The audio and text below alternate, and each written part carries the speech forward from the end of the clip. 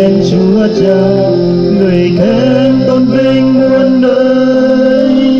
Nên hương này tựa muôn tấm lòng hiền dâng lên, xin Chúa đã thương nhân lời.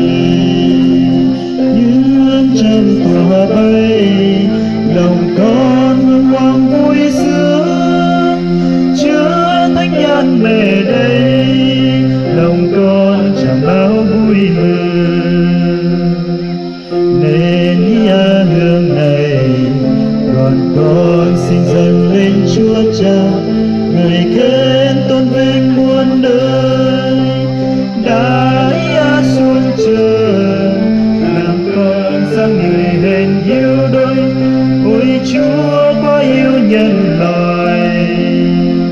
Như hương trần tỏa bay, lòng con thương hoang vui sướng. Chúa thánh nhân về đây, lòng con tràn bao vui mừng. Nên hương này đoàn con xin dâng lên thánh linh, người khen tôn vinh muôn nơi.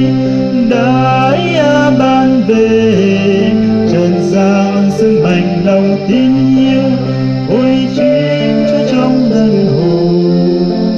Như hương trần tỏa bay, lòng con hân hoan vui sướng. Chúa thánh nhân về đây, lòng con tràn bao vui mừng.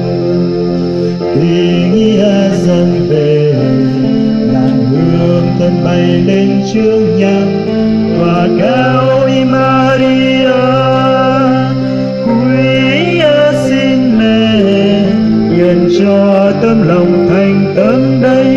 Con kính bái suy tôn mềm, như hương trần tỏa bay, lòng con hân hoan vui sướng.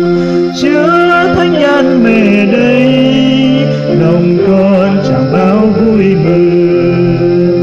Kính dâng về làm hương tình yêu con hát ca, người khen muôn nơi.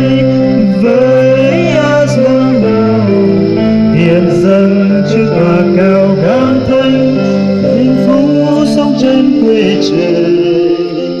Như hương trần tỏa bay, lòng con hân hoan vui sướng.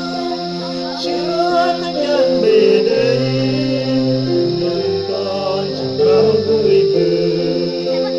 Như hương trần tỏa bay, lòng con